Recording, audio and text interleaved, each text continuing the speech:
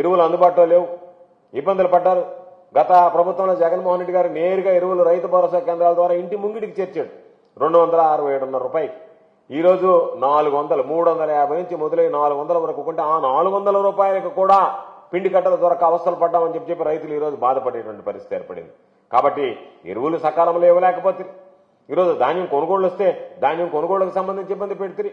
రైతులకు సంబంధించిన అన్నదాత సుఖీభవ కింద పెట్టుబడి సహాయం చేస్తానని చెప్పి 1 సంవత్సరం అసలు పెట్టుబడి సహాయం ఎగరగొడితే ఏ నోటుతో అయితే గతంలో జగన్మోహన్ రెడ్డి గారు 13,500 ఇస్తే మీరు 7,500 ఇచ్చారు, 6,000 రూపాయలు కేంద్ర ప్రభుత్వంతో కలిపిచ్చారు.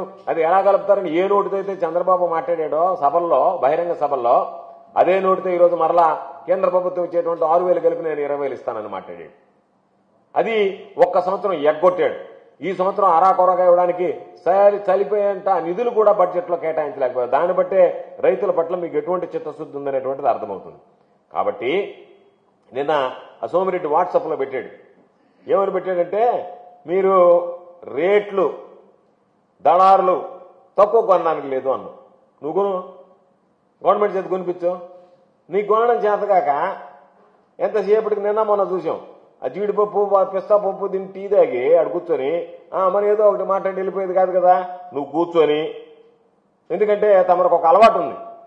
ఇప్పటికే ఒక వాళ్ళు రైస్ మిల్లర్ల దగ్గర బాధావు, రైస్ మిల్లర్ని తరలించాలని చెప్పి కలెక్టరేట్ లో ఒక సమావేశం ఏర్పాటు చేసి మళ్ళీ వాళ్ళు వచ్చి కలిసిన దాకా రైస్ మిల్లర్ ఉండకూడదు, అలీపురంలో రైస్ మిల్లర్ ఉండకూడదు, అలీపురంలో రైస్ మిల్లర్ ఉండకూడదు అని కొత్త స్లోగన్ ఎత్తావు. రైస్ మిల్లర్లు వచ్చి కలిశారు. సరే ఏదో వాళ్ళ నీతో మాట్లాడారు, అయిపోయింది. ఇప్పుడు తమరి కర్తవ్యం ఏంటంటే మేము అర్థం చేసుకునేది ఈ బ్లాక్ మెయిలింగ్ కోసం సమావేశాలు. ఎందుకంటే అసెంబ్లీలో 2 సమావేశాలు పెడితే కదా రైతులు పాపం వాళ్ళు మిల్లర్లు నీ దగ్గరికి రావాలి కదా. ఇప్పుడు మిల్లర్లు నీ దగ్గరికి వచ్చి అయ్యా నువ్వు గమ్ముకుండా మేము ఏదో కొనుక్కుంటాం, నువ్వెందుకు రోజు సమావేశాలు పెడతావు అని చెప్పి తమను ప్రసన్నం చేసుకునే దానికోసం ఇప్పుడు ఆ బ్లాక్ మెయిలింగ్ సమావేశాలాగా అనిపిస్తున్నాయి మాకు. గతంలో ఉంది, పోయిన సీజన్లో తమ మంత్రిగా ఎలగబెట్టినప్పుడే మిల్లర్ల దగ్గర ముడుపులు మింగి రైతులు నడ్డి విడిచో ఆ చరిత్ర రైతులు ఎప్పటికీ మర్చిపోయేటువంటి పరిస్థితి లేదు.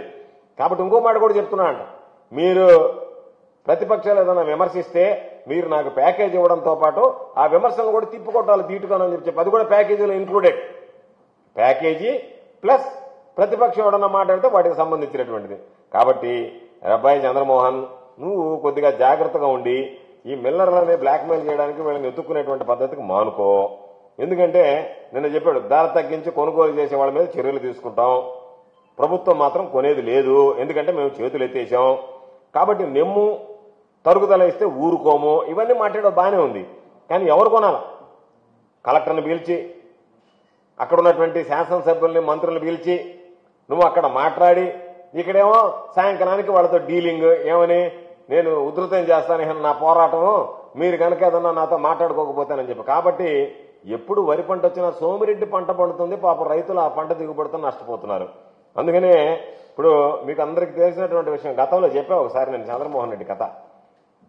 క్వాడ్జీ మన దగ్గరికి ఈ ఎమ్మెల్యేలందరినీ తీసుకొని పోయి మీకు క్వాడ్జీ మహిళలని ఇక్కడంతా అరాచకం జరిగిపోతుందని చెప్పాడు. వాళ్ళని పిలిచి 12 భాగాలు అడిగాడు. మిగతా ఎమ్మెల్యేలకి ఎవరికి బంతల 12 భాగాలు కొట్టేశాడు. నాతో పాటు మొత్తం 12 మంది ఉన్నారు, 12 వాటాలు అని చెప్పి 12 వాటాలు వేసుకొని 12 వాటాలు తినేశాడు. పోయినసారి దీంట్లో ప్రెస్ మీట్లు కూడా చాలా సార్లు చెప్పాం.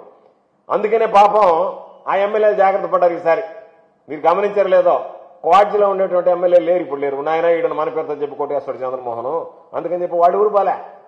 క్వాడ్జీలో ఎవరైతే చంద్రమోహన్ రెడ్డితో పోయారో ఉద్యమానికి వాళ్ళు పోలే. ఈరోజు పాపం కొత్త బ్యాచ్ ఇది, వీళ్ళకి ఇంకా అనుభవం లేదు కాబట్టి హోల్సేల్గా ఎమ్మెల్యేలని, మంత్రుల్ని, కలెక్టర్ని, సివిల్ సప్లైస్ మినిస్టర్ని పెట్టి వీళ్ళని హోల్సేల్గా వ్యాపారం చేసి అమ్మేసేసి వాళ్ళ దగ్గర డబ్బులు గుంజేటువంటి ప్రయత్నంలో భాగంగానే ఈ 2 సమావేశాలు జరిగాయి. ఇది వాస్తవమైనటువంటి విషయం. కాకపోతే రేపే మీకు జనాలు కూడా తెలుస్తుంది పాపం. అందుకే నేను ఎమ్మెల్యేలు కూడా చెప్పేది, నాయనా మీరు ఏదన్నా సబ్జెక్ట్ ఉన్నప్పుడు చంద్రమోహన్ లాంటి వాడితో పోబాకండి. మిమ్మల్ని అందరినీ అమ్మకు చెప్తారు, మిమ్మల్ని అందరినీ అమ్మేస్తాడు. గతంలో క్వాడ్జీలో అమ్మాడు, వాళ్ళు జాగ్రత్త పడ్డారు, రాలే. ఈసారి కనపడలే వాళ్ళు. క్వాడ్జీలో చంద్రమోహన్ రెడ్డితో పోయినవాడు ఎవడో కనపడలే నేను సమావేశం. ఎందుకంటే వాళ్ళకి అర్థమైంది కాబట్టి, వాళ్ళకి జ్ఞానోదయం అయింది, నాయన ఆయన మనం అడ్డం పెట్టుకుని వ్యాపారం చేసుకునేవాడని. కాబట్టి రైస్ మిల్లర్ల దగ్గర నీ గిరాకీ లేకపోతే నువ్వు సమావేశం పెట్టిన రోజే 1000 రూపాయలు తగ్గితే ఏం చర్యలు చేపట్టావు చెప్పు. 2 రోజులు సమావేశం పెట్టావు, మాట్లాడావు, మినిస్టర్ల దగ్గర హంగామా చేశావు. 1000 రూపాయలు ఎందుకు పడిపోయింది నెల్లూరు జిల్లాలో పుట్టి మీద? ఇప్పుడు కోతలు ఉధృతం కానప్పుడు దానికి సమాధానం చెప్పు. రైతుల దగ్గర ధాన్యం కొనుగోలు చేయాలి ఏ విధంగా చెప్పకుండా మీరు తగ్గించుకుంటే నేను ఊరుకోనంటే నువ్వు ఊరుకోక ఏం చేస్తావు? వాళ్ళ దగ్గర డబ్బులు కొట్టేస్తావు.